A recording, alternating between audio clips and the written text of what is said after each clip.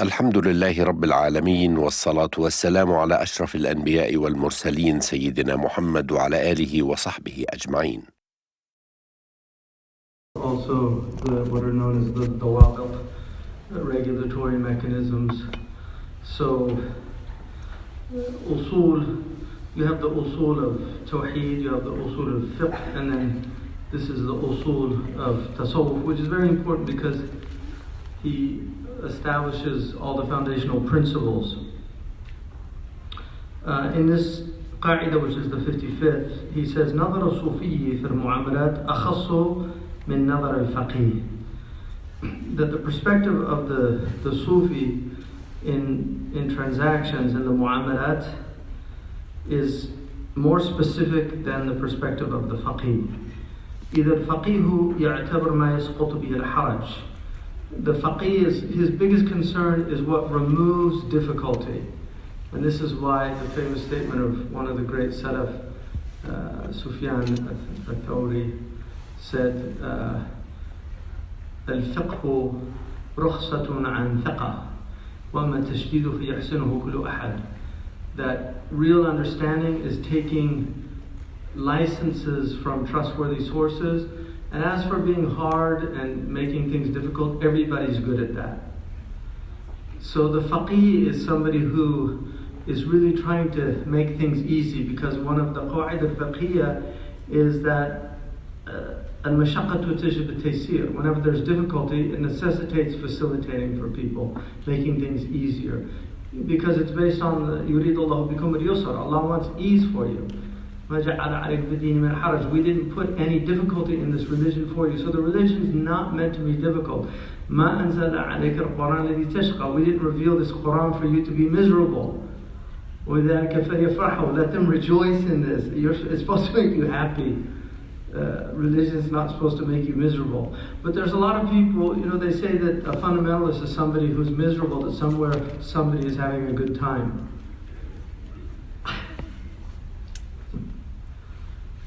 So there really are people that just don't like other people to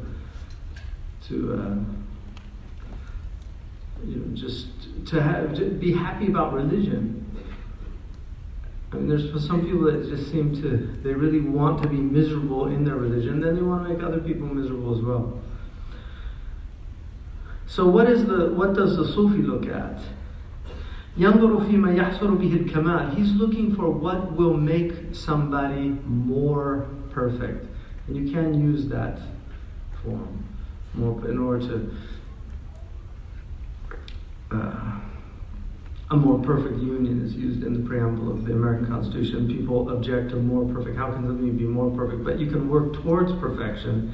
And so that's what he's saying, is that something that is more complete. وأخص أيضا من نظر الأصولي لأن الأصولي يعتبر ما يصح به المعتقد. He's also more specific than the perspective of the usuli, and here he means the usuli, the mutakallim, because there's two types of usuliyun. There's the usuli of fiqh, and then there's the usuli of usul al-din. So those are called the aslan in our tradition. The aslan are usul al-fiqh and usul al-din. Usul al-din is aqidah, usul al-fiqh is law. Sacred law, because it's quite different from Western law. وَالصُّوفِ يَنْظُرُ فِي مَا يَتَقَوَّ بِهِ الْيَقِينِ. So the theologian is looking at what makes your creed or your understanding more correct. Whereas the Sufi is looking at what gives you more certainty in your belief. How do you strengthen your belief? وأخص أيضا من نظر المفسر وصاحب فقه الحديث لأن كل منهما يعتبر الحكم والمعنى وليس إلا، وهو يزيد بطلب الإشارة بعد إثبات ما أثبتاه، وإلا فهو باطني خارج عن الشريعة فضلا عن التصوف والله أعلم. This is very interesting. So he's saying he's also more specific than the mufassir or the sharih al-hadith. So tafsir is generally referred to as tafsir al-Quran, even though tafsir just simply means explanation. The sharh refers to the hadith and then other traditions. Like you don't make a tafsir of this book, you would make a sharh or a ta'liqa or something, commentary on it, annotations, things like that. So he's saying that the mufassir and the one sahib fiqh al-hadith, the one who's trying to understand the hadith, the sharih al-hadith, the one who comments on the hadith like Ibn Hajar al-Asqalani or Imam al-Aini or others, he said their concern is the hukm and the meaning, the ma'na. So their concern is what is the hadith telling us? How does it relate to our behavior or our actions? And then what does it mean? Whereas the Sufi adds another dimension, and that is the ishara. So not just what it means, but also what are the connotations and meanings that can be derived from it that aren't embedded in its outward form, in the mantuq, in the usuli tradition, the mantuq or the mafhum. So you have mantuq, and there's three types of that in any verse or hadith, and then you have the mafhum. So what the mantuq is like the nas, what's understood clearly or what's embedded in what's the connotation of it. And then the understanding, the mafhum, is what is the a priori assumptions of the hadith or the ayah. So for instance, Allah subhanahu wa ta'ala says in the Quran, لَا تَقُولُ لَهُمَا أُفٍّ, don't say uff to your parents. Well, if you can't say uff, to hit them is mafhum al-awla, mafhum al-muwafaqa. Even more important is not to hit them. If you can't say uff, then certainly you can't. So Allah doesn't have to say don't hit your parents, because He said don't say uff to them. So that's something that the usuli scholar is deriving out of the meaning of the text. The Sufi, though, will look at something different. Like for instance, in the hadith, sumu tasihhu, fast and become well. Right? So that outwardly fasting is good for health. We know that now. Intermittent fasting, there's a lot of physicians that encourage fasting.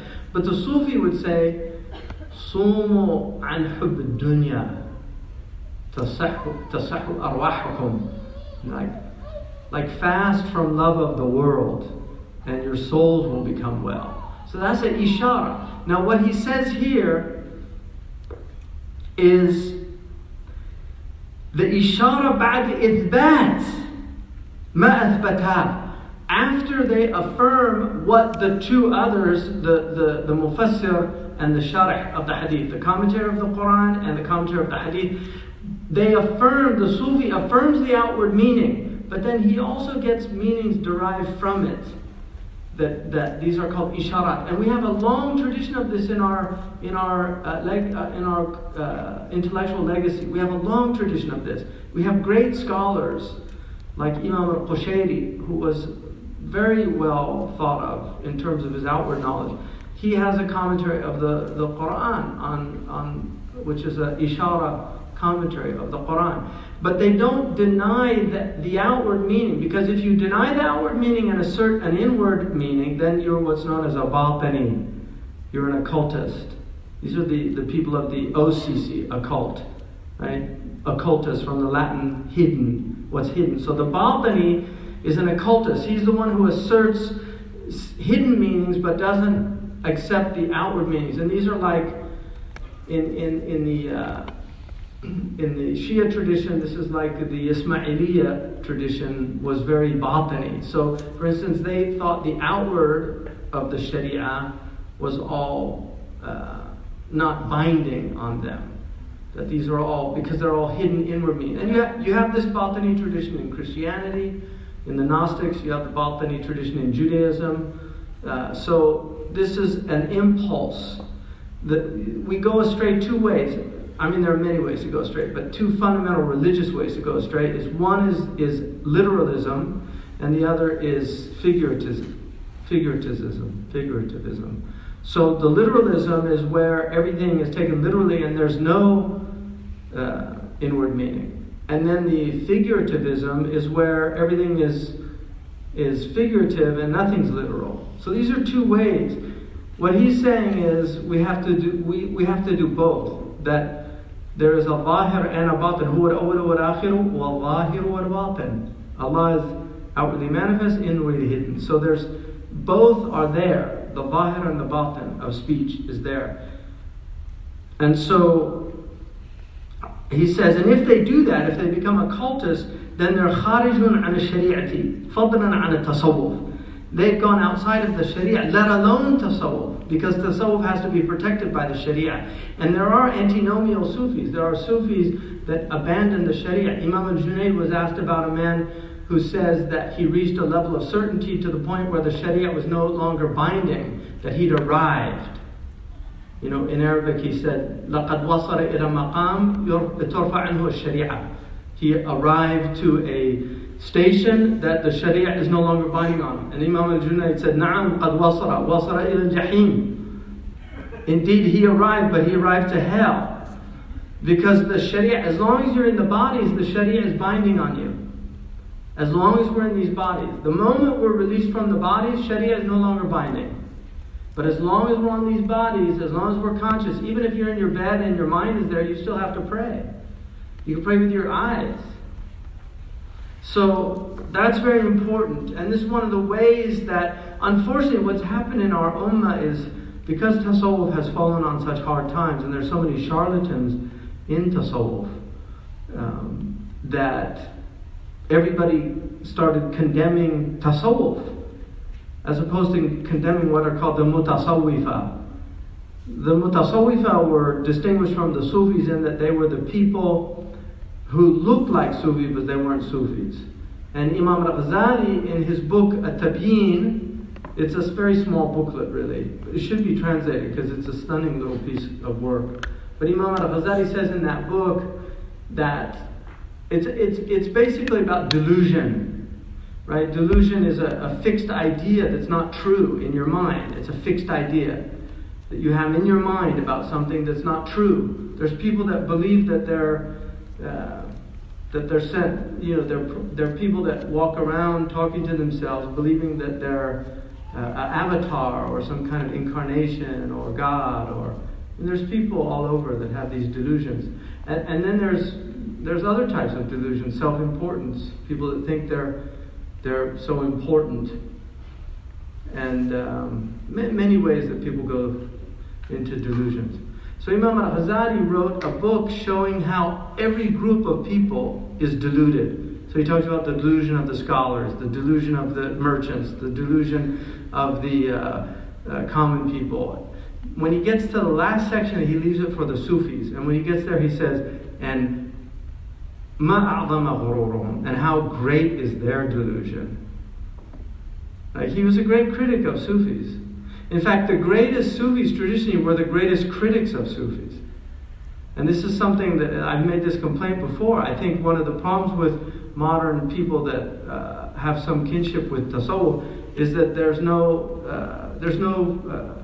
introspection, there's no criticism of themselves, of the Sufis themselves. Because all of the sects that have broken out from Islam, especially the modern sects, are all from ossified tradition. They all are a reaction to tradition. And so this idea that the tradition's well is a very problematic idea. Tradition's not well. It's not well at all. If it was well, it would be serving its purpose. But we don't throw out tradition because it's not well. We have to first diagnose it and see what's wrong with it, and then work to heal it. Because the tradition's too important. If we abandon tradition, we lose everything. And this is one of the dangers of a lot of modern Muslims, is they don't recognize, first of all, you can't have the religion without scholars. This idea somehow that you can do away with scholars is an insane idea. That doesn't mean that the scholars don't have problems, and those problems have been identified for a long time. This is nothing new. We've had unscrupulous scholars, we've had scholars for dollars, we've had scholars for, what they call ulama sultan, these people that just rubber stamp all the injustices and wrongs of people. And then we have people being accused of that it might be so, it might not be so, like myself. So the idea somehow that scholars should not critique themselves also is a very dangerous idea. Because my argument, if if the traditional scholars were working, then why are so many people abandoning tradition? Why is that happening? And I'm not talking about the people that are in discotheques, if there are such things anymore. Whatever the latest thing is, I don't know. I'm dating myself.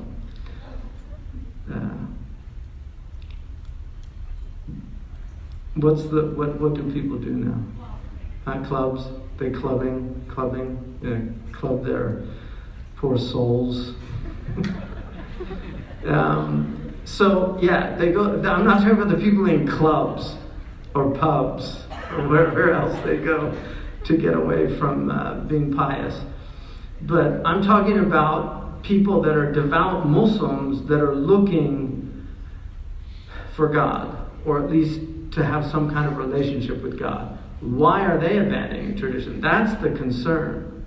And then also, why we have so many people that see Islam as the problem. Part of the reason for that is because the Muslims, the scholars amongst themselves are so vicious.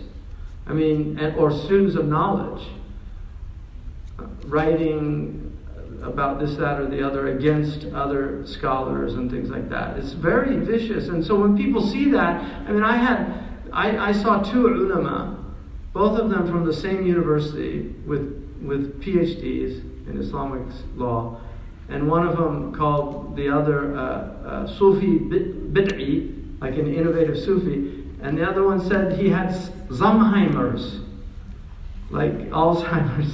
That's, I guess, the Arabic way of saying Alzheimer's. But now, just think of the poor common person that's watching satellite TV and seeing both of them graduates from the same prestigious college of Sharia, and they're attacking each other on satellite television in front of possibly millions of people. That's a tragedy. If you can't see the tragic nature of that picture, it's a tragedy. And so the common people now get really confused. The other thing that happens, which is amazing, especially in Arab the world, because I've listened to different shuyukh just to see what, and you can literally have one sheikh saying the exact opposite of another sheikh on a different channel. Like exact opposite. That becomes confusing for common people.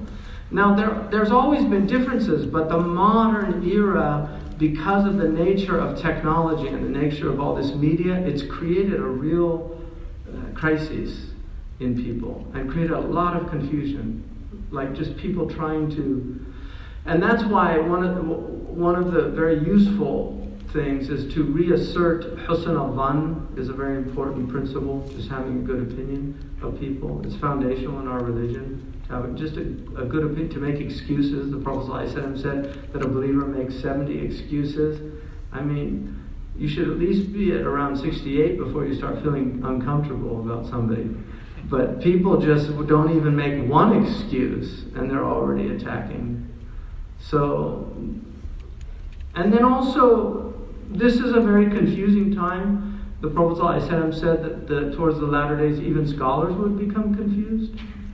So that's another thing to remind people that these are indeed latter days. I mean, we don't know how far away the hour is, but it's certainly 1400 years closer to it than when the Prophet said, I was sent and the last hour like these two. Right? So he was already indicating how close the hour was. I mean, obviously, if we've been, if existence has been here for 14 billion years, as our material scientists assert, and we've been around here for at least 250,000 years, then 1400 years is not a lot of time. It's very short. So then he says, تنوع الفرع بتنوع أصله. The divergent branch is based on the diversity of the root. وقد تقدم أن أصل التصوف مقام الإحسان وهو متنوع إلى نوعين. So he says that we have already said that the foundation of tasawwuf is the station of ihsan, the maqam of ihsan. وهو متنوع إلى نوعين. So it follows into two different kinds. أحدهما بدل من الآخر. One is in place of the other. وهما أن تعبد الله كأنك تراه. The first, this is the definition of ihsan that our Prophet gave us, is to worship God as if you see Him. فإن لم تكن تراه فإنه يراك. But if you don't see Him, at least you know that He sees you. فالأولى رتبة العارف والثانية رتبة من دونه. So the first is the rank of somebody who indeed knows Allah subhanahu wa ta'ala, to worship Him as if you see Him. That's the arif, somebody who's an arif billah. The second rank is those that are less than that. And he said, so Imam al-Ghazali was more concerned about the second one, right? Because he was writing for the general Muslims, and he knew that not everybody is going to get to that high exalted rank, and so he wanted to teach people how at least to establish themselves in that second rank. والأولى أقرب لأن غرس شجرتها ميسر لعضد ثمرتها وبناها على الأصول التي قد يحصلون. And he goes on about that. And finally, and this is the last one that I wanted to read because it's very interesting. He says, في اختلاف المسالك راحة للسالك. In the various divergent paths that you can travel on, this is a type of repose or comfort for the traveler. In other words, there are many different roads that you can take to Allah. And because there are many different types of people. And one of the hallmarks of a true religion is that everybody can find their place in it. So if you have a religion that no longer has a philosophy, a philosophical dimension, where do the people that have philosophical minds go? If you have a religion that doesn't have a serious devotional practice, where do those people go? If you have a religion that doesn't allow for a very simple baseline practice for people that just aren't that religious, then where do they go? Religion has to encompass everybody. What you represent, most of you in this room have a serious commitment to your faith. Hopefully all of you, but most of you at least. I mean, some people might just be coming for the first time. They might be rediscovering their religion, or somebody might have convinced them to come. I don't know. But most of you are seriously committed to your religion. But you differ. Some of you are very scholarly, you like to read. Others less so. That's just human nature. In any society, you're going to have a small number of people that are deeply devotional. Just to throw a number out there, maybe it's 10%. What do you do with the other 90%? If you alienate them and make them feel that they're horrible and odious and despised by God, you have a very bad situation. And in a lot of ways, that's what's happened in our Muslim community. We've made it so hard for people to be mediocre Muslims, which is very dangerous. And that's why difference of opinion is so important, because it allows for a much more welcoming space for people. And that's why the religion and the Maqasid are so important for that reason. So what he says here is وَإِعَانَةٌ لَهُ عَلَى مَا أَرَادَ مِنْ بُلُوغَ الْعَرَبِ وَالتَّوَصُّلِ بِالْمُرَادِ. It also will help him to get to where he's going, to achieve his desire. وَالتَّوَصُّلِ بِالْمُرَادِ فَلِذَلِكَ اخْتَلَفَتْ طُرُقَ الْقَوْمِ وَوُجُوهُ سُلُوكِهِمْ. And for that reason, the paths of these people of seriousness in the religion, their paths are divergent. They have different ways of coming to God. فَمِن نَاسِكٍ يُثَرَ الْفَضَائِلِ بِكُلِّ حَالٍ. So there's people that are nasik, somebody who's really a ritualistic type person. He's got all of these fada'il that he can do. There's all these extra rituals that you can do. If that's your path, if you really like doing a lot of the rituals of Islam, there are many, many things that you can do throughout the day. Salat al-Tawwabin. Does everybody know that prayer? Salat al-Tawwabin? I mean, that's something, I know people that do that every single day. It's a long prayer. Duha. You know, all of the nafila. If you do all of the nafila, I mean, for those of you who've gone to Medina, you know that prayer can actually be a full-time job. Because when you're in Medina, it's pretty much the whole day is the 5 prayers in the masjid. It's amazing. And so that's the nasik. And then وَمِنْ عَابِدٍ يَتَمَسَّكُ بِصَحِيحِ الْأَعْمَالِ. And then there's the devotional person who is doing all of the correct actions that come down, all of these devotional actions. And then وَمِنْ زَاهِدٍ يَفِرُّ مِنَ الْخَلَائِقِ. And then you have the ascetic who wants to fast a lot, and he wants to avoid company and has a more solitary life. Did you see this, the nun? Do you know that nun? What was her name? Who recently, she just died? Who did the art history? What was her name? Nobody knows her? She was a Catholic nun. She wore a habit. And she had a British program explaining art to people. She was very famous, like 20 years ago, I think. You're all too young. What do you think? Huh? Wendy Beckett?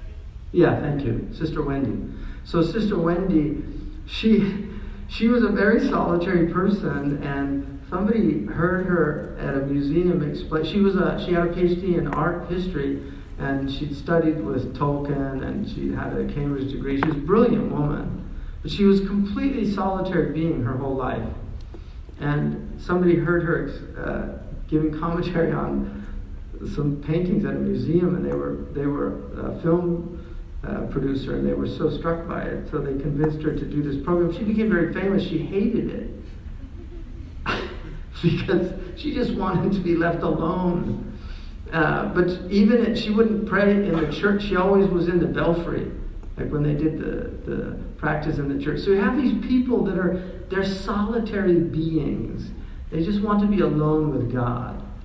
And they're very happy to be that. Uwais al-Qarni is like that. For people that know Uwais al-Qarni, he was like that. He lived in a cave. He didn't want to have anything to do with anybody. Omar met him on Hajj because he's a tabi'i, even though he was alive when the Prophet was alive and he believed in the Prophet ﷺ, but because he had so much birr for his mother, he didn't leave her to go see the Prophet. So he's considered a tabi'i. But he was like that. This is the melancholic nature. It's the nature of certain peoples that just really, they just want to be with God. And then you have the arif, يتعرق بالحقائق. So then you have these people that they're really interested in realities. ومن ورع أن يحقق المقام بالاحتياط. And then there's the people of wara'. Their scrupulousness, and they're very careful about everything they do. They're very careful about the food they eat. They're very careful about where their income comes from. They have this extra caution about everything. ومن متمسك يتعلق بالقوم في كل مناط. And then there's the people that cling to the people of Allah in everything that they do. ومن مريد يقوم بمعاملة البساط. And then there's the murid, the one who's in a state of service. So he says, وَالْكُلُّ فِي دَائِرَةِ الْحَقِّ بِإِقَامَةِ حَقِّ الشَّرِيعَةِ. All of them are in the circle of truth by establishing the reality of the Sharia and fleeing from what's negative or vicious, vice. So that's a very nice just look at. So now, this book, this is a very difficult book, and the Shaykh wrote it because he was very troubled by a lot of the attacks on many of the things that people practice, extra things that people do, the attacks on, for instance, activities like the Mawlid. And the Mawlid traditionally was celebrated during the month of Rabi' al-Awwal. There are certain cultures, like the Yemeni culture, where they do it a lot. That's in Morocco. They don't do that. The Islam that I was accustomed to did not do that. Ibn al-Hajj, which is a very strict type of tasawwuf that's very rooted in nas and dalil and things like that. He was very wary of anything that was done consistently as a practice that was not clearly identified in the Sunnah, because he was worried that it would fall into the category of bid'ah. And so bid'ah is real, and people should not just think because something's been practiced or because people do it or because of its culture that it's not necessarily a bid'ah. There are different types of bid'ah, but it's very important to recognize that when things are valid differences of opinions, or you have the majority tradition, that you look at it with just, it might not be your cup of tea, it might not be something that you want to do, but condemning something that's not, it's not against the Sharia explicitly or implicitly, then it's very dangerous because it splits the community. And there's a really interesting qa'idah that if you just learn this from this talk, you've learned enough. And that is, there's a axiom in fiqh from the qawaid al-fiqhiyya: ما كان سببا للفتنة فلا يجوز. Ibn Taymiyyah uses this, many of the scholars mention this qa'idah. Whatever causes a fitna, whatever causes dissension amongst Muslims is not permitted. That's a qa'idah. Because one of the maqsad, one of the aims of Sharia is ulfa, to unite people. So if you're doing something that ends up splitting and creating dissension in a community, then you're doing something that's prohibited. And that's why you should always ask yourself, especially for those people that are writing articles and things like that, what is this doing? What's the purpose of what I'm doing? Is this going to move us forward? Is this going to benefit us? Is this going to benefit our community? Or is this going to cause fitna? Is this going to create more dissension? Because it's a big problem now, the dissension in our community, especially in issues of ijtihad.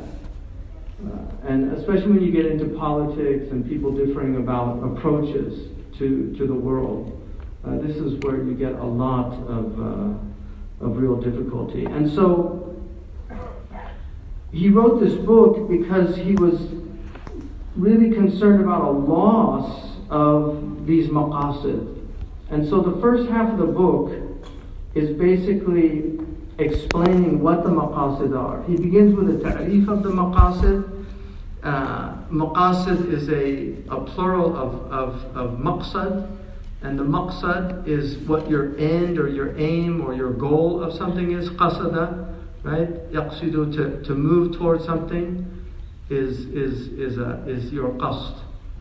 So the maqsad is a masdar mimi. It's the place where your goal is.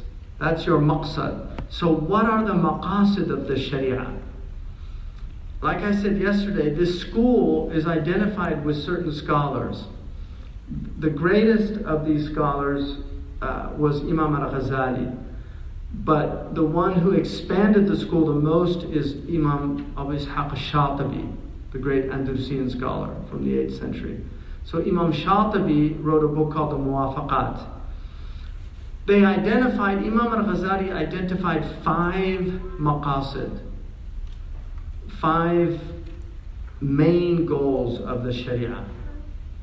And he's the first person to use this terminology. The first one he said was hifdhul deen. This is the term that he used. Preservation of the religion. He said this is the overarching maqsad. Because why? Ma khalaqtul jinna wa insa illa liya'budun. I've only created human beings to worship. And so our deen, our relationship with our Creator, is the fundamental purpose of our existence. And if that is lost, there's no real purpose to our existence. Now that doesn't mean other people don't, if they're not worshiping Allah, they don't have a reason to be here. Because there are other maqasid. But that is the fundamental maqsad. One of the maqasid is isti'mar al-ard. So there are people that are cultivating the earth, like farmers, that might be atheists, but they're still doing something that's beneficial to people. So and even the people that are here harming people, they have a maqsad, because like the poet said, that خُلِقَ الْإِنسَانُ لِيَنْفَعُ يَضُرُّ. The human being was created either to benefit or harm. There's one or the other. Shaykh al-Qadi always tells a story about going to the graveyard, and the man asks about a man. He said, oh, he was a great man, he was always benefiting people, and he put 2 flowers on his grave. Then he went to the next man, and he said, how was he? He said, oh, he was a horrible man. He's always harming people. He put 1 flower on his grave.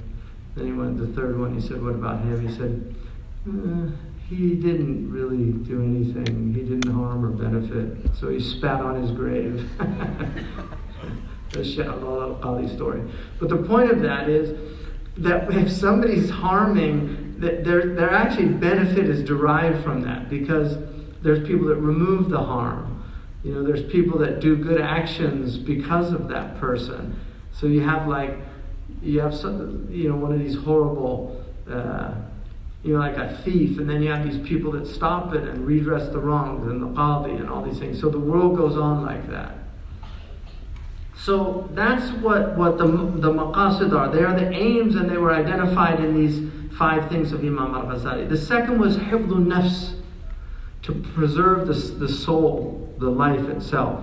So preservation of life would include, there's some modern maqasidi scholars that wanted to add things like hifdhul bi'ah, like preservation of the environment. But that's included in preservation of life, because if you harm your environment, you're harming your life. So these things really do exhaust possibility, and that's why it's very difficult when you have a great mind that works something out. It's very often hard to improve upon that. So our ulama have consistently seen these.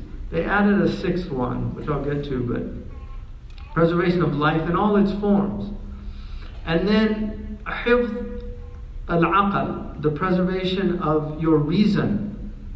So the Sharia came to preserve human reason. أَفَلَا تَعْقِلُونَ, to teach us how to think. لِتَعْلَمُ الْعَدَدِ السِّنِينَ وَالْحِسَابِ. One of the reasons why Allah put the cosmos in the order that He did is so that we would use our intellects to work out calendrical sciences, which are very important in human history, working out how to make calendars. And then also arithmetic and mathematics. That all comes from watching the stars. So these are all maqasid that Allah indicates of why He created the earth going around the sun, or the sun going around the earth, however you want to look at it. 365 days out of the year. And then the lunar calendar of 29 or 30 days. These things have forced human beings to work out mathematics, and that's why we have astronomical sites all over the world. And the Kaaba is astronomically aligned. The Kaaba is aligned to Canopus in the south, which is it's amazing, because Canopus, there's a whole section on NASA's website about Canopus, because Canopus, which in Arabic is called Suhail, is the North Star of the heavens. So it's what they use for putting satellites in position. They don't use the North Star, they use Canopus, and that happens to be what the Kaaba is aligned to. So that's and then you have the hifdh al-mal, preservation of property. This is one of the maqasid of Sharia. And then you have hifdh al-nasl, which technically means lineage, but it's really preservation of family. And then the 6th one that was added by some scholars, which I actually prefer, even though most of the usulis tend to keep it up. These are called the kulliyat al-khams, the 5 universals. The 6th one is ird, which is your honor, your good name. Your ird is your honor. And so the Sharia preserved that. So if you look at any legal ruling in Islam, you will find that it's there to preserve one of these 6 things. So any law that you can think of in Sharia is to preserve one of these 6 things. And in that way, the Sharia is rational. It really is rooted in reason, especially the mu'amalat. And the ibadat, there are certain things that we call ta'abbudi. They're simply done devotionally, that we really can't work them out. They're done devotionally. But most of the things in Sharia, we can work out wisdoms in it. Now, does the wisdom, can you do qiyas from that wisdom? If you know the illah, the hikmah, the wasf, the munasabah, all these terms that usulis use for identifying what in the West is called the ratio legis, right? What's the illah? What's the real reason for this ruling? The difference in Western law is that it's pure reason. It's only reason that determines this. In Sharia, we have reason and revelation. They work hand in hand. So you have aql and naql. You have to have both. You can't have one without the other. So it's very important to do that. And so the prohibition of alcohol is to preserve your intellect. Prohibition of all those drugs. Kullu muskirin haram. Everything that intoxicates is prohibited. And then the prohibition of fornication is to preserve nasl, your family. The prohibition of slander is to preserve honor, dignity. Qadf is haram, it's muharram. It's one of the few things, there's only 4 things that have clear hudud in the Quran. And qadf is one of them. Right? It's very interesting that the hudud are basically, in the Quran, you find them in Surah Al-Ma'idah and in Surah Al-Nur. And so the prohibition of qadf goes with the prohibition of zina, right? So both of them have, it's prohibited to fornicate, la taqrabu zina, innahu kana fahisha. Don't go near it because it's a foul thing, wasa'a sabila, and it'll destroy family and destroy honor and lots of other things. So the Quran clearly prohibits that, but then it also prohibits accusing people of that. And in the Quran, you have Maryam, who is accused, right? Why can't it ummiki baghiya? Right? Because some of Bani Israel accused her of being a prostitute. And in the Talmud, it claims that a Roman centurion impregnated her, Panthera. They even give his name. So that was a slander. If you're interested, there's a book that was printed by Princeton University called Jesus in the Talmud, which is very interesting because it confirms a lot of the Quranic narrative about what some of the Jews thought. Because the Jews did not accept Christ. They considered him, according to the Talmudic tradition, he was considered to be a magician who learned magic in Egypt. That's how he could do things like raise the dead and things. So that qadf is prohibited, which is to accuse an innocent person. And then Yusuf is the other one. So you have the male and the female, and then obviously our mother Aisha radiallahu anha, who was also accused of indiscretion. And Allah reminded her, not to see it as something bad, but because these things, again, the harm, good comes out of the harm. So a lot of rulings came out of that event. So Allah brings good out of evil, right? So,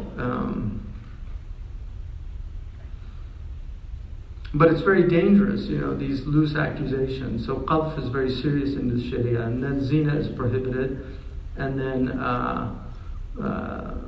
hiraba is also prohibited. Allah subhanahu wa ta'ala gives the had punishment for what we would call brigandry now. So there are very few. There's only about 7 really agreed upon hudud in the Sharia, and all of those, one of the qawa'id of our usul is that iqamat al-hudud wa izalat al-tanazu' takhtassu bil-hukam. This is a qa'idah fiqhiyya, that to establish the hudud punishments, meaning penal codes, and also the resolution of civil conflict amongst people, fil huquq, is the sole prerogative of state authority. Now, obviously, you can do that. You can have civil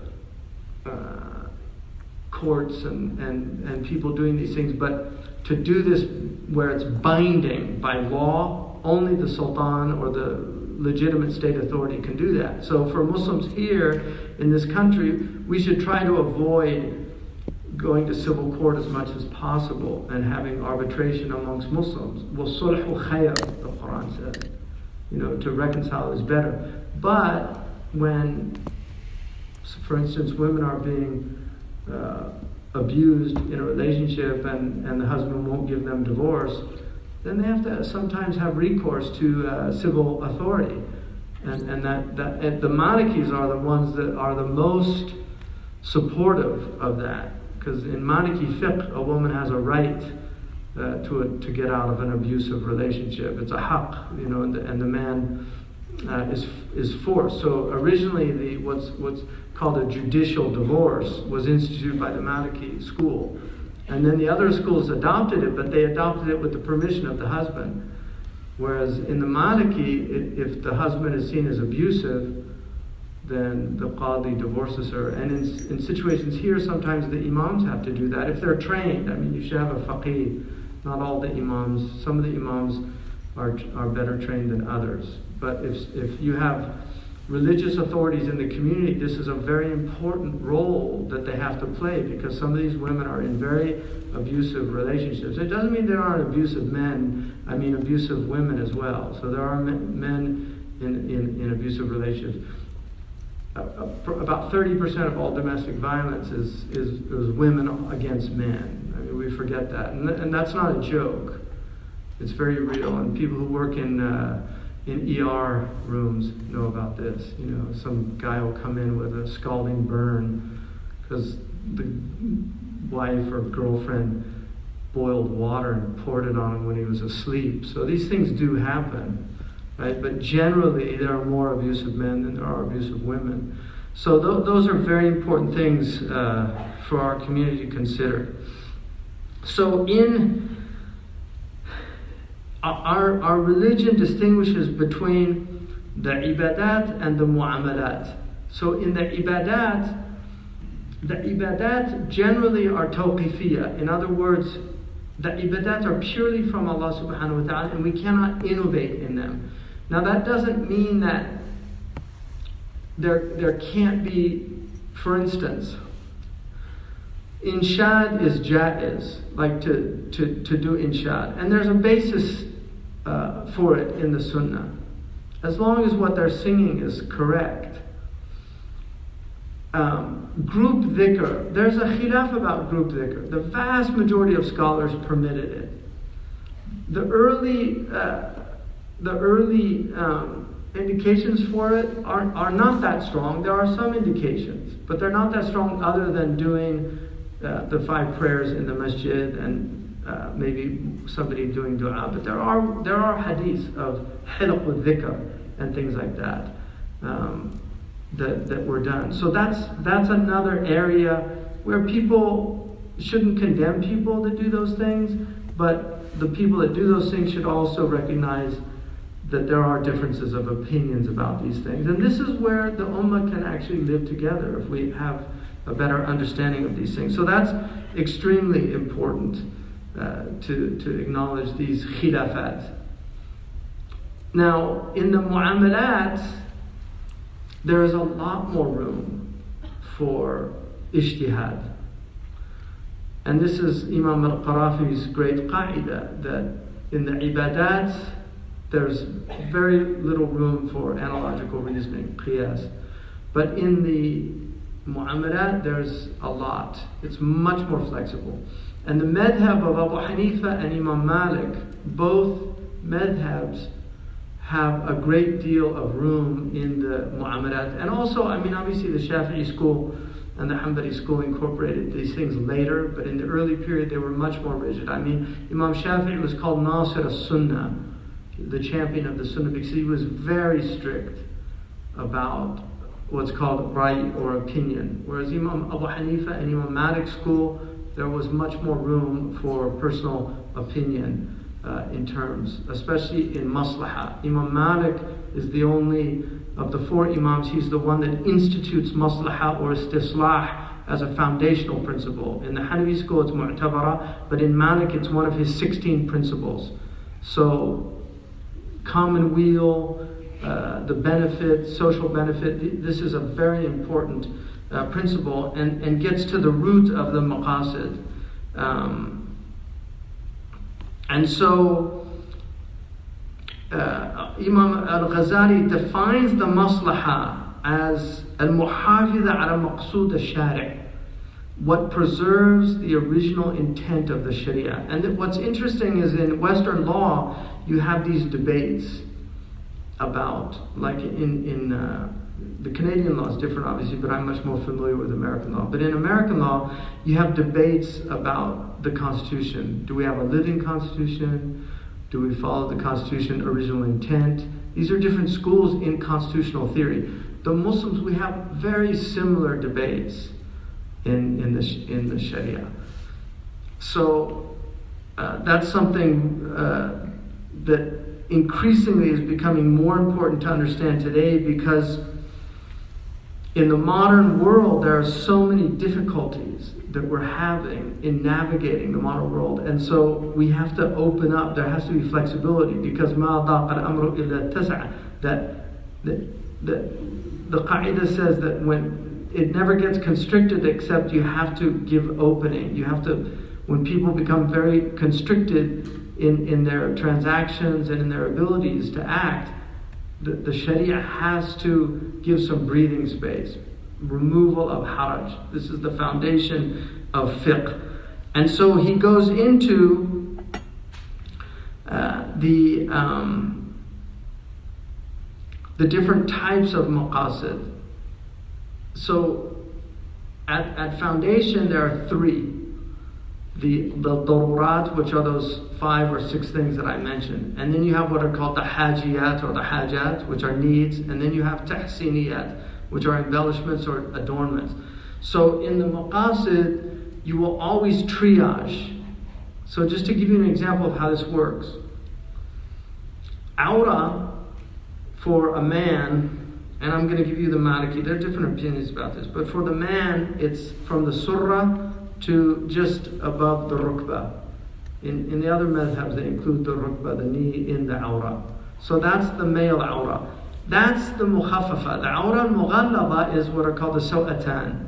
So it's basically the front and then the rectum. Those are the two in the mughallaba, in heavy awra. But so, in Syria they make a joke about doing swimming according to the Maliki madhab. They wear shorts that are a little higher above the knees than others.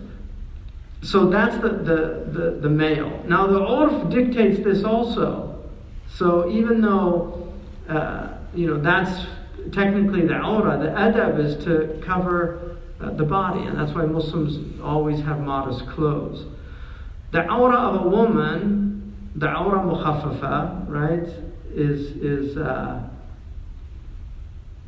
everything but the hands and the feet and the face, according to most of the ulama. And the Hanafis allow for the feet, exposure of the feet. So that traditionally was understood. The mughallaba then is from just below the breast to the knee. And so a woman can breastfeed, right, with other women present, things like this. So understanding that, then you understand that darurat is to cover the mughallaba, right? That's what's necessary. And then the haja is to cover the mukhaffafa, the tahsiniyat. So the hijab, covering the head itself, is a tahsina. It's not considered a need or a darura. It's a tahsina, even though it's wajib. So understand this. I'm not saying it's not wajib. Don't get this wrong. Now, if you go to a physician and you have like eczema on your head, it's very uncomfortable for you. So you can uncover your awra because of that need to remove the harm, right? Ad-darar yuzal.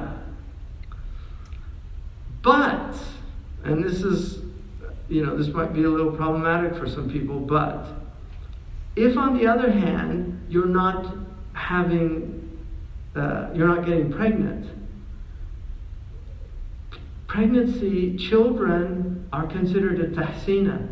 They're not a need and they're not a necessity. So you can't expose your awra in order to have an artificial insemination or something like that. I'm just telling you, this is the usuli, this is the way the usulis do. I know a lot of people break these things, just like the Catholics don't really pay any attention to the prohibition on birth control. But this is how an usuli scholar would look in terms of the maqasid. All right? And so you have to triage. A tahsina does not override a haja. An adornment does not override a need. A need does not override a necessity, unless it becomes what's called a haja amma, where you have a necessity which is, it becomes so widespread that it becomes difficult for everybody. And there are conditions for that. There are very strict dawabit on this. So this is something that if you understand these things, it becomes much easier to navigate and to know when.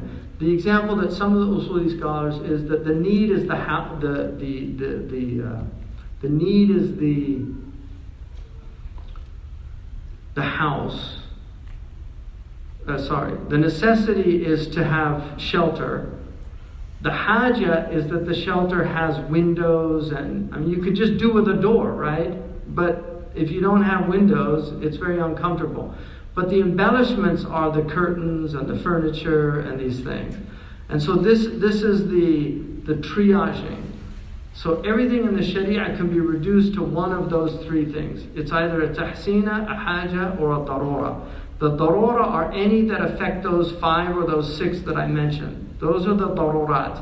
And that's when you do a darurat tabih al-mahdurat. So necessities permit the impermissible. So if your life is, if you're going to die of starvation and you come across carrion, then you can eat the carrion, right? So, and then you eat dead meat before you eat a live pig. And that's in the fiqh. So they work these things out. قُدِّمَ الْمَيْتَ عَلَى خِنْزِيرٍ. In Mukhtasar Khalil in the Maliki Madhab. So anyway, that's how the maqasid work, by understanding the triaging of the maqasid and then which one right. So for instance, there's a qaida that إذا اجتمع الحلال والحرام غلب الحرام. When you have the halal and haram in any contradiction, there's a conflict between the two, the consideration is the haram before the halal. So you avoid the haram before you would do the halal if they come into some kind of conflict. Another example of that would be that dar al-mafsada yuqaddam ala jalb al-maslaha. That to avoid harm is always put before accruing benefit. That's another qaida. And these things, if you understand these things, a lot of these things you can work out from your own common sense. And this is one of the benefits of knowing a lot of these principles, because the Sharia is reasonable. In fact, there's a qaida that says that the Sharia, the maqasid of the Sharia are in accordance with fitrah. So these are very rational things. So I'll just stop there. And do we have anybody have any clarifications or?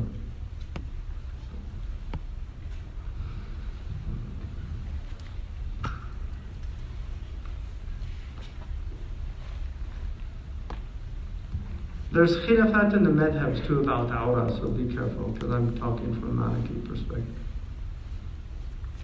Assalamu alaikum. Alaikum assalam. Shaykh Hamza. So I wanted to know, is there a particular order for the maqasid? Because you mentioned hafz al-din, hafz al-nafs. So does one come before the other? For example? Deen comes before life. So how am I going to preserve deen if nobody's alive? Well, it means that you have to be willing to sacrifice your life in order to protect the religion. So, for instance, if the Darul Islam is being attacked, then people have to go out and defend it. So they would put the defense of their faith and their homeland over. You don't throw your life away, but you would risk your life to preserve the religion in that way. But to give you an example, and it's a good question, these aren't cut and dry, so you have to be very careful. I'll give you one example. Does anybody know what smudging is? What's smudging? I've never heard that, but that might be another kind of smudging.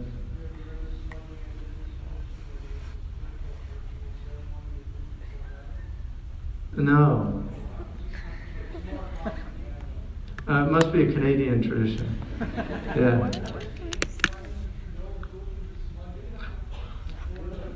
Is it with smoke? Yeah. Okay, so smudging is, that's the point. Smudging is smoke. But what you do, if you live in areas like California where we grow a lot of citrus, if you get a really cold morning, you can lose the whole crop because the oranges will freeze and it ruins the fruit. So they have these smudge pots next to all the orange trees, and so if they know that it's going to be cold, they go out and they smudge.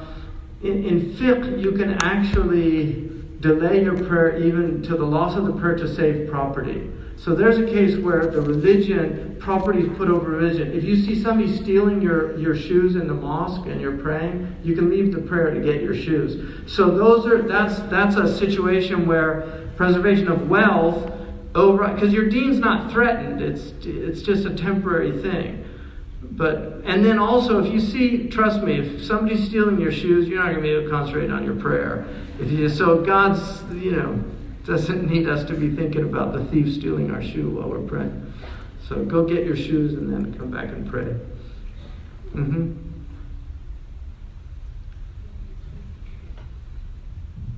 Assalamu alaikum. I'm going to ask a question that's kind of a little bit out of left field, but Surah An-Nisa, verse 34, we talked about it 2 days ago.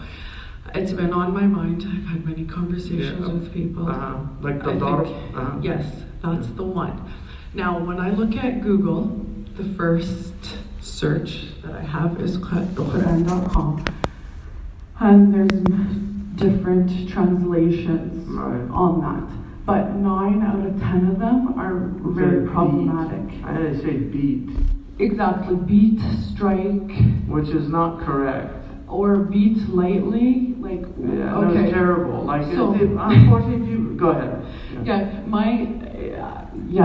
Sorry to interrupt. I'm interrupting you, I apologize. No, go ahead. Good, this is great, I love it. What's your question? I knew you were going to. Okay, my question is, how do we navigate this? How do we explain this to non-Muslims? How do we explain it to Muslims? Because why do we have these translations? Yeah. If my mom's right here, if my mom wasn't an Arabic speaker, and I asked her this yesterday, I was saying, why is this here? She said that, set an example. Okay, so if I didn't have her, I only have Google. What do I do? And you know how in some Muslim, it's not a Muslim issue, it's a human issue, but under the guise of religion, then yes, there's that domestic abuse and it's tolerated in Muslim communities. So here's the first of all, Bismillah ar-Rahman ar-Rahim. The first thing that I would say is that it is categorically agreed upon, and I know of no khilaf on this issue. Domestic violence is haram. To harm a woman in her home where she should feel safer than any other place is absolutely prohibited. In terms of the verse, you have to understand the asbab al-nuzul of the verse when it came down. But before I get into that, I want to say one thing. The Quran was never, ever permitted for common Muslims to take their rulings from it. Even Sahaba didn't do that. They always went to the Prophet ﷺ to ask him what things meant. And so one of the problems of our age is that we have a lot of people that just think they can go directly to the Quran and they can, oh, well, the Quran clearly states there. I'll just give you one example about that verse. That verse in there begins by, if you fear nushuz. First of all, nushuz is recalcitrance. It's where neshaza means to elevate oneself. So it's a type of puffed up arrogance of one of the spouse. And a male can do nushuz on a female, and a female can do nushuz on a male. So it goes both ways. But that verse was revealed. There was a woman who was being abused by the Prophet, by one of the Ansar, and so she went to the Prophet and complained, and he went, or one of the Sahaba, I'm not sure if it was an Ansari, but one of the Sahaba, and so the Prophet wanted to give her qisas, which is he asked her, do you want to hit him back? And she said yes. So he was literally on his way to give her qisas. So this is like the lex talionis, right? That al-aynu bil-ayn, wal-anfu bil-anf, eye for an eye, a tooth for a tooth. But on the way that revelation was revealed. Now, Tahir ibn Ashur says, and the Prophet said, I wanted something and God wanted something else. Tahir ibn Ashur says that the verse was revealed to eliminate domestic violence while maintaining the dignity of the Arab man at that time. Because you remember, this is 7th century Arabia, the Prophet ﷺ was radically altering social norms about men and women. And so the idea that a woman could go hit the man, it was too much for them. And so that was stopped. The Prophet was stopped at that point. When the verse was revealed, it was revealed in a tartib. And generally, for people that know some Arabic, لا يفيد الترتيب عادة, يعني الفاء يفيد الترتيب. So in Arabic, the Arabs use fa for sequential. So you say like جاء عمر, جاء عمرو فعمر فزينب. Amr came and then fa, and then Omar, and then Zainab. When you have a waw, generally it doesn't لا يفيد الترتيب. In other words, it doesn't let you know what sequence it came in. Interesting enough, even though the Malikis do not, Shafi'is accept the tartib, the sequential order of waw, the Malikis don't, except in that verse. So they say that you have to follow the order. So it says عِظُوهُنَّ, right? I mean, that's the first commandment. Like, do a wa'af, exhort the person. And then it says وَهْجُرُهُنَّ فِي الْمَضَاجِعِ, and then abandon the bed. And then the last one, وَضْرِبُوهُنَّ. Now, darb in Arabic can mean different things. And Arabic's a polysemic language like all languages. Words have multiple possibilities. Why that word was chosen, that's God's decision on that. That's not mine. We believe that it's from God. But darb in Arabic does not mean beat. Darraba with a shadda would mean to beat. Darb in Arabic can mean a tap, and I'll give you an example. For people that have studied the ahkam of fiqh, when you do tayammum, this is called darba. Right? Just going like that, tapping the floor like that. That's called darba. So darb can be a tap. Thomas Cleary translated as spank, which might be a little weird, So the ayah is clearly not permitting to hit a woman. And that's very clear in the commentaries. But unfortunately, we have domestic abuse, and then people will use that as a permissibility. Tahir ibn Ashur said that the state has the right, and this is in his tafsir, which is really I don't think anybody dealt with this ayah better than he did. But he said the state has a right to outlaw any physical discipline of a woman if there's domestic violence. And I think it's clear men have shown their inability to regulate themselves. But if you do the tartib, if you do wa'al, and then you do hijran and mawdada, you'll never get to the third one, because I guarantee you there's no situation of domestic violence that happens, I think I'll go in and hit her. This is not the way domestic violence happens. It happens when people get angry and somebody punches the other. If you're forced to actually think about, okay, I have to do wa'al, and according to the commentaries they say a month of wa'al, and then a month of hijran, you'll never get to that. So that was Tahir ibn Ashur's understanding. It was actually to eliminate domestic violence without stinting the kind of dignity of the Arab male in the 7th century. So, but it's very clear the Prophet ﷺ, لَنْ يَضْرَبَ إِمْرَأَةً قَطْ, he never hit a woman. His sunnah is not to hit. He never مَا ضَرَبَ إِمْرَأَةً وَلَا غُلَامٌ وَلَا عَبْدٌ. He never hit a woman, a child, or a servant. And وَلَقَدْ كَانَ لَكُمْ فِي رَسُولِ اللَّهِ أُسْوَةٌ حَسَنَةٌ. You have in the Messenger of Allah the best example.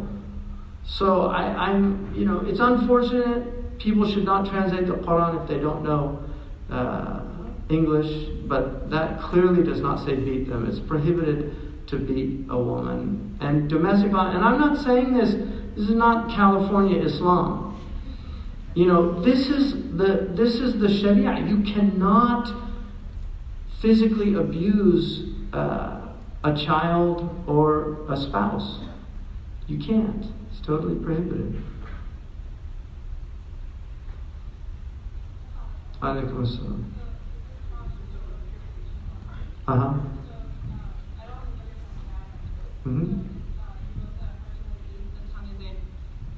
The tongue is the interpreter of the heart, Yeah. and so if the heart is sound, then the condition of the tongue follows suit. Where does hypocrisy come into play with this? I feel like I could talk a really big game, but if my heart isn't affected, what's the point? But how would I be able to, if everything that I'm saying is good, but maybe my thoughts aren't, how would my tongue be able to tell me that? Maybe make it a little clearer for me. I guess my question is, I'm afraid of being a hypocrite. What if I'm just really, really good at just saying the right thing all the time? So if my tongue is supposed to tell me the condition of my heart, if I'm really good at just saying good things, how do I know? That's, if you're only saying good things, I think your heart's probably in a good state. Because the thing about hypocrites, they say good things when it's advantageous to them. And then when it's not, the Quran says, وَلَا تَعْرِفَنَّهُمْ فِي لَحْنِ الْقَوْلِ. You'll know them by the subtext of what they're saying. So it's very hard for people that have impure hearts. It'll manifest on their tongues. This is the nature of it. So I think it's a good indication. It's good that you should be troubled about. We should all have. Hassan al-Basri said the only people that feel safe from nifaq are munafiqun. So the fact that you're worried about maybe I've got some nifaq is actually a good sign. Because the munafiqun, they don't have any problem with that. So, alhamdulillah.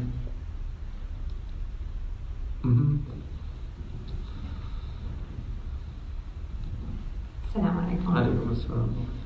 I want to go back to a point you made about the hallmark of religion being that everyone has a place in it, and that we've made it really hard for people to be mediocre Muslims. So Sidi Usama Khan, we had a discussion in Chicago about what he calls the private maximum versus the public minimum. Privately you may have a maximum standard for yourself for how you worship, Right. But publicly we can't impose that upon people. Sure. But I think we have a huge problem with this Yeah.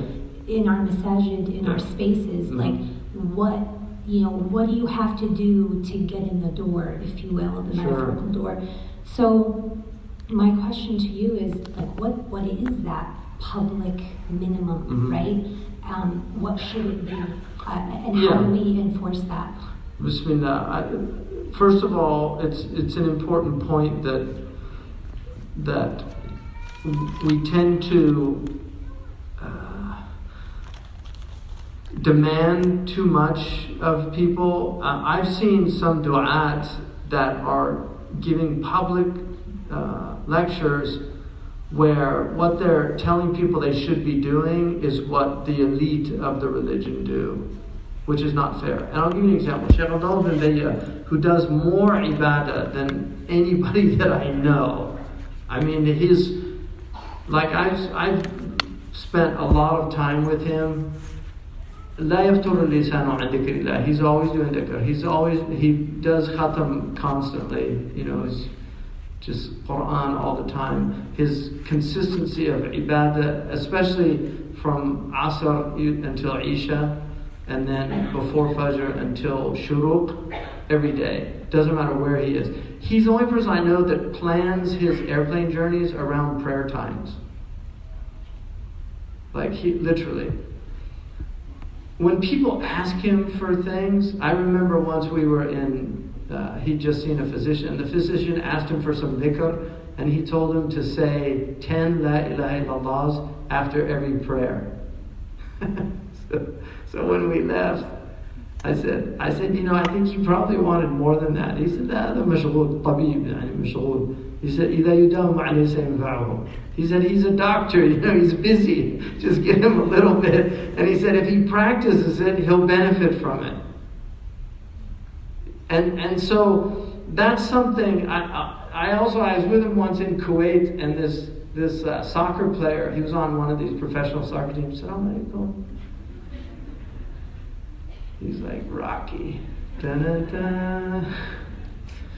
So this soccer player came up to him, and he just saw him sitting, and he could tell he was a pious man. So he walked up and he sat down, and he was from one of the Arab countries, and he said, Shaykh, wallahi ana uhawil astaqim, lakin da'iman asqat. He said, like, I'm trying to be upright, but I'm always falling. And he said, I make tawbah, and then I go back to doing things that I know I shouldn't be doing. And the Shaykh Abdullah just said to him, MashaAllah, barakallah fikum, istamir ala hada. Just keep doing that.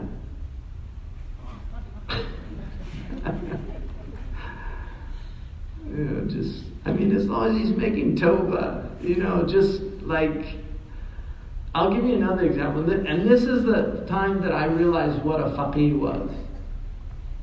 I brought a Mauritanian scholar to California, Shaykh Abdullah Wad Ahmedna. And this, he's an angel walking on earth. Just an amazing, beautiful man. But he grew up in Mauritania, in the middle of the desert, with Marab Tarhat. That was his grandfather. Studied all his life. In Mauritania, in the desert, they don't know anything about homosexuality. Now maybe they've heard of it, but they just don't. It's just, they don't have it there. They don't know about it. And so this convert came up to us, and I was there. We'd done a class, and she said, I have a brother who's a homosexual, and I've got all these Muslims telling me that I have to sever ties with him because it's haram. But he's my brother, and I want to know, is that the right thing? Is that what I have to do? I didn't want to translate it to him because I was a little worried about what he was going to say. When I translated, his face didn't change. Like, he didn't do any, nothing. And all he said was, Astaghfirullah. He said, the people who advise you that are wrong. He said, first of all, that's not kufr, it's a kabira, and in Islam. And so, if Allah tells you to maintain kinship bonds with your disbelieving relatives, how could you sever it for somebody who's doing something that's sinful in our religion and yet not an act of disbelief. This is triaging. You see, that's the faqih. He's taken the maqsad al-ala and it overrides any other consideration. That's fiqh. You would have a lot of Muslims that would say the opposite. I'll give you another example. Shaykh Abdullah bin Bayyah was asked, and this happened, a woman from France called, and she had her husband who used to get drunk. He'd come home and he'd curse her, he'd curse the religion. He was drunk. And then then he'd come out of it and then he'd feel bad. This is what people do when they're drunk. There's, Rumi has a wonderful statement in the Masnawi that the reason Allah prohibited wine is because it reveals the true nature of the self. And so you have nice drunks and then you have belligerent drunks. So some people when they get drunk they're all like, I love you, man. And they just start hugging everybody, and then other ones they start fighting. So Rumi just said it's just to veil people because they expose themselves. But he talks about the woman just said that the husband, he said, do you have children with him? She said she had 5 kids or something. And then and he said, does he provide for you? And she said, yeah. He said, he doesn't beat you? He said, no. And he said, be patient, make prayer, get up at night and just pray for him, inshallah. And a lot of people would have just said, A'udhu billah, leave him, go over there. Shaykh always is concerned about preserving family. And this is why, in the 4 madhabs are in agreement that if you say anti tariq 3 times, intentionally, that each one is a separate divorce, that divorce is binding. There's a weak opinion of Ibn Taymiyyah that goes against what's called the Jamhur, where he actually said it should be considered 1. Shaykh Abdullah always asks, are there children? If there's children, he leaves it as 1. If there's no children, he considers it binding to preserve the family. So a year later, I think it was a year and a half later, she called up. This is on satellite television, so it was when he was giving fatwas on TV in French. She called up and she said, Shaykh, do you remember me? And he didn't. And then he told her what happened. Her husband had made tawbah, and she said that they were really happy and everything was working out, and she just thanked him, for his fatwa. Again, it might not have worked out. That one had happened to work out, but that's fiqh. Another example is we had a woman who became Muslim, and this woman was actually a DA. She was a district attorney, so was highly educated. Her husband was highly educated. He didn't become Muslim, she became Muslim. And the people there told her, you have to divorce your husband because he's not a Muslim. And a Muslim woman can't be under a non-Muslim husband. There was a lady there who said, you should call me. She called me. And I said, and I'm basing this on a fatwa that Shaykh gave in Sina'at al-Fatwa, which is one of his books, that a woman in a non-Muslim land who becomes Muslim, if her husband does not oppose her Islam, she can stay with him. And that's Ali ibn Abi Talib who said that. So I told her, no, as long as he's not opposing you, you should stay with him if you're happy with him, this and that. He became Muslim 6 months later.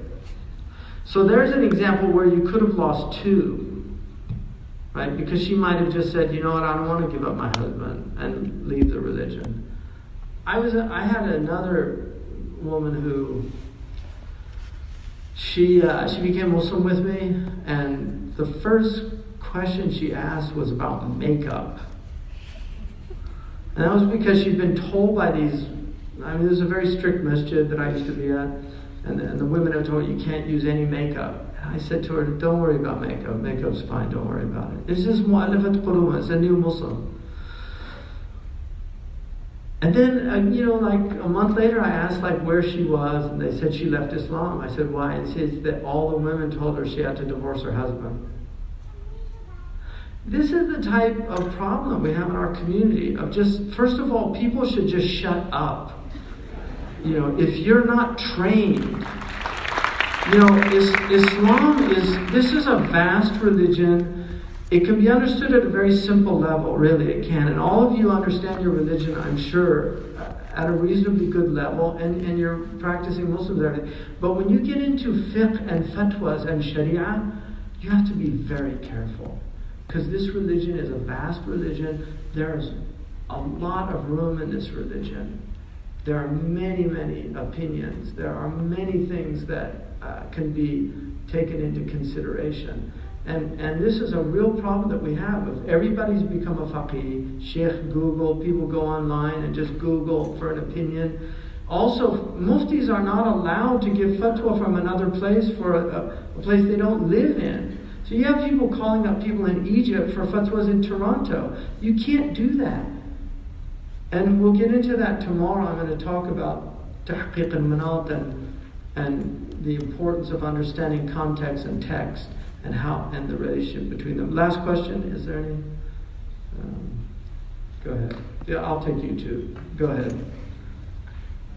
Alaikum assalam.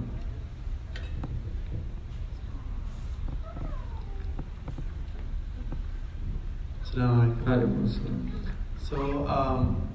my name is Sahib. I grew up in a Muslim community in Chicago. I was born Muslim, and I never really associated myself with a school of thought. And my parents are from Algeria, which I know is Maliki, and the Imam at my masjid is Shafi'i. And at this point, I just feel like a random mix of all the schools of thought that I was taught. So my question is it absolutely necessary to be associated with a school of thought? And if it is, how do you go about deciding which of the four schools of thought are right for you? And also, since I know Algeria is mostly Maliki, do you feel like the West, maybe Canada and America specifically, would be best fit for a school of thought? Okay, all good questions. The first question is, your state, just the state that you described, is very common. There are a lot of Muslims like that. The authority of the schools has diminished greatly in our time. There's a lot of people who don't understand the importance of schools. The first thing to be taken into consideration, and a lot of that is what this is about, is that there are many ways to interpret words, and the imams all of their differences are based on the different interpretations and possibilities of the words, what are called dilalat al-alfaz, the connotations of words. So the idea that you shouldn't follow school, you should just follow the book and the sunnah, which is a kind of modernist view, and some of the schools are identified with that view, like a quote-unquote Salafi school. I mean, I don't really like to use these terms because I think they're not that useful, in that there's a lot of ways to be quote-unquote Salafi. But traditionally, the Hanbalis, the Saudis, who've promoted Salafism quite a bit, were Hanbalis and very committed to the Hanbali madhab. In the 1940s, some of their teachers went to India and studied with a school called the al-Hadith. Al-Hadith are a school in India that really abandoned madhab and started arguing for hadith. Some of the modernists made that view. In terms of ibadat, I personally believe it's absolutely necessary to follow a school. I think it's way too difficult to try to work out. I mean, if you take a book like Sayyid Sabiq, who wrote a book called Fiqh al-Sunnah, that book is very problematic because his, what are called tarjihats, his preferences are not based on usul. They're based on, he'll say, oh, well, here's a hadith that's a stronger hadith than this, so we should follow this. That's the methodology of Imam Shafi'i. That's not the methodology of Malik or Abu Hanifa. Malik abandons many hadiths that are absolutely sound because he doesn't consider them to be hadiths that were ever practiced, or if they were for a specific time or for a specific person. I'll give you one example. In Sahih Muslim, the Prophet ﷺ prohibited fasting on Fridays. Imam Malik said, he knew the hadith. He said, everybody in this city fasted on Fridays. And had that been a prohibition, surely the tabi'in would have heard from the Sahaba, you can't fast on Friday. But they found the Sahaba fasting on Friday in Medina, and 10,000 Sahabi are buried in Baqi'. So Malik just said, I'm not going to take a solitary hadith and abandon a practice that has been going on in the city since the time of the Prophet ﷺ. So that's an example where the usul have a very significant impact on what you end up practicing. So in terms of ibadat, I would definitely follow a madhab. In terms of the mu'amalat, it's very difficult to adhere to any one madhab today in mu'amalat. Because the mu'amalat, first of all, there's a lot of areas that are very problematic in the mu'amalat. And I'm talking about ibadat are your devotional practices, like the 5 pillars. The mu'amalat are your civil transactional practice, like buying and selling, marriage and divorce, all those things. Those are mu'amalat. That becomes more difficult to do. If you go on Hajj, you can't really follow one madhab. It becomes very difficult to follow one madhab. That's why many modern scholars have written. Shaykh Abdullah bin Bayya wrote a foreword to a book called If'al Wala Haraj, arguing that in Hajj you have to join the madhabs because it becomes very difficult. Normally joining for rukhsa is frowned upon by scholars. So I would say I would learn from a book of basic, like if you're Maliki, study like Ibn Ashir in the 5 pillars, or in the Shafi'i madhab they have Mutun. Imam Nawawi's book is a very good book. In the Hanafi madhab, Nur al-Idah, things like that. You should study with a teacher, at least one, to get your ibadat right, so that you have solid ibadat. That's what I would recommend. In terms of mu'amalat, we need more fuqaha in our communities that can answer questions, because people have questions and their questions are valid, and you're supposed to have fuqaha that are able to answer those questions. Hopefully we'll have enlightened ones that give good answers, so that's what I would say. Is there any other, did I miss anything there? In terms of choosing, I would read Jibril Haddad's excellent book on the 4 madhabs, the 4 imams. He wrote a book on the 4 imams. It's a hefty book, but that's a good one to. I was exposed to Maliki by the people I became Muslim with. I'm very happy with the Maliki madhab. I actually prefer it over the other madhabs. If I did take a second madhab, it would be the Hanafi madhab. The Shafi'i madhab is the easiest to learn because there's very little difference of opinion. And then the Hanbali madhab is a less developed madhab just because it hasn't, historically, it's been a madhab of ulama. So it never had a large population until Arabia took it in recent history. But it never had a ruling. There are no Hanbali states in Islamic history. There have been Hanafi, most of the empires were Hanafi and Maliki. And then the Shafi'is were more primitive places that didn't have a sophisticated, by primitive I just mean more village type environments. They didn't have empire like Indonesia and southern India and East Africa. These are the Shafi'i areas where you have large numbers of Shafi'i scholars. So they're all valid. In the Aqidah of Imam al-Laqani, he says, he was Maliki, so he uses Malik as the example, but he says, وَمَالِكٌ وَسَائِرُ الْأَئِمَّةِ كَذَا أَبَا الْقَاسِمْ هُجَاةِ الْأُمَّةِ فَوَاجِبُ تَقْلِيدِ حِبْرٍ مِنْهُمْ كَذَا حَكَتْ قَوْمٍ ذَرْنِيُّ. So that was 400 years that was taught in Al-Azhar. He said that Malik and the other Imams and Abu al-Qasim, meaning Imam al-Junayd for Tasawwuf, it's obligatory to follow one of them.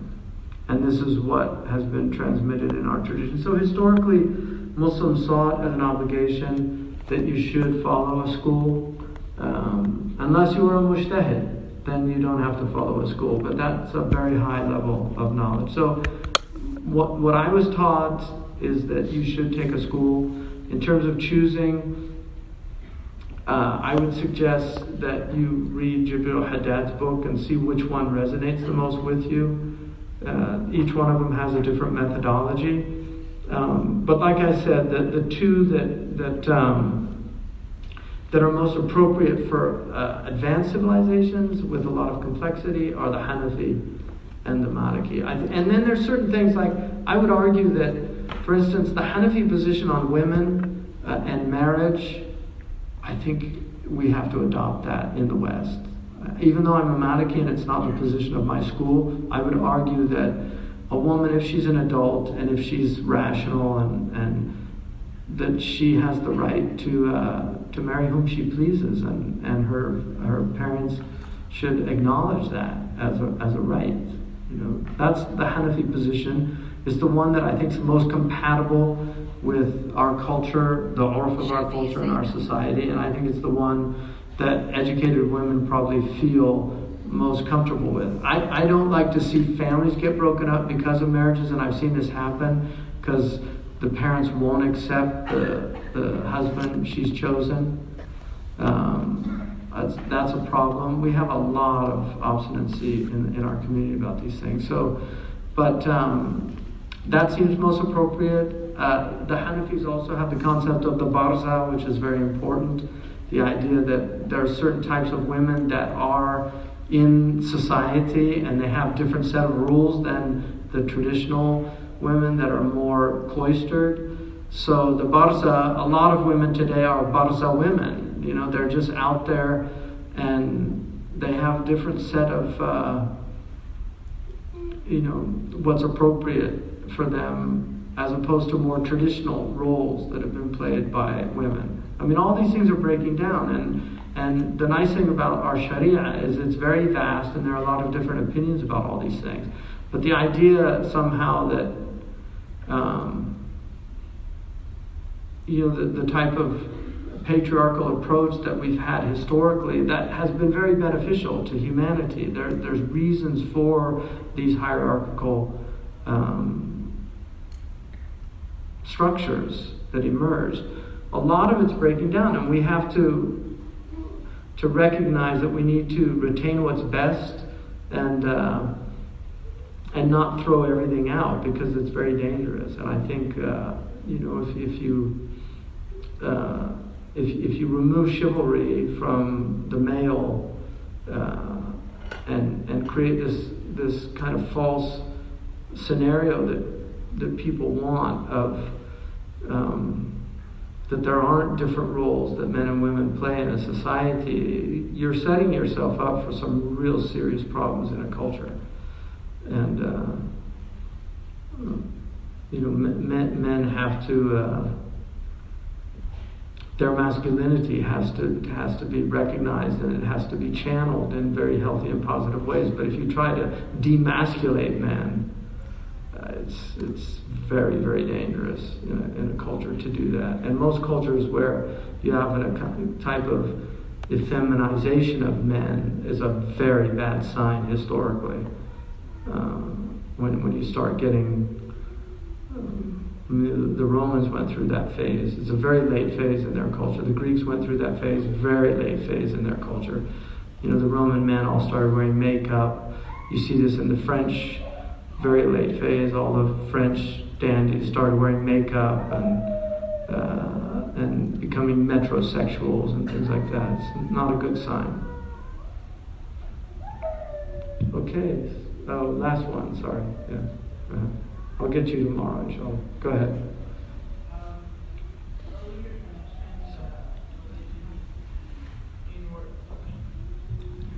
Earlier you mentioned religion needs to be inwardly and outwardly.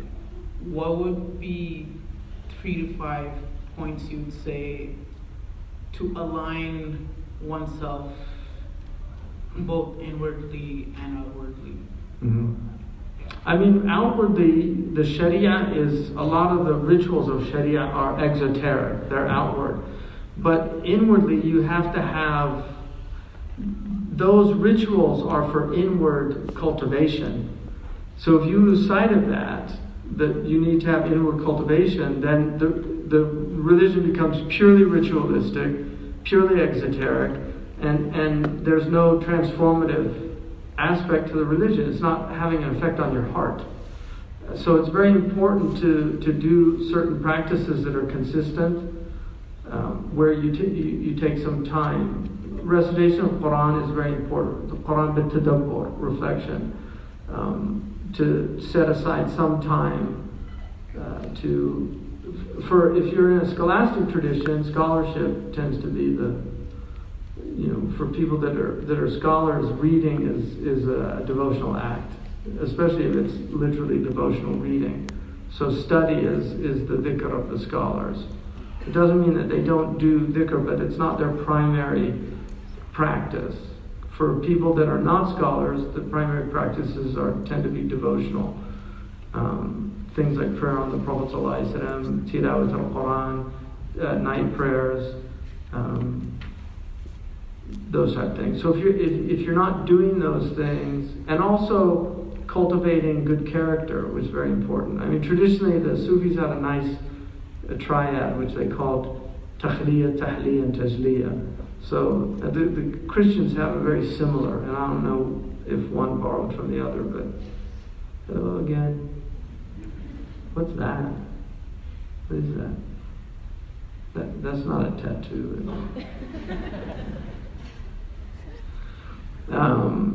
So they had the takhliya was emptying out, kenosis they call it in the Greek tradition. The emptying out of bad character. And then tahliya, yatahalla, is to take on good character. And then tajliya is where you begin to have inward experiences from that. So it's all on the dot. So the dot is over when the character is bad, so it's arrogance. And then you get rid of that, right?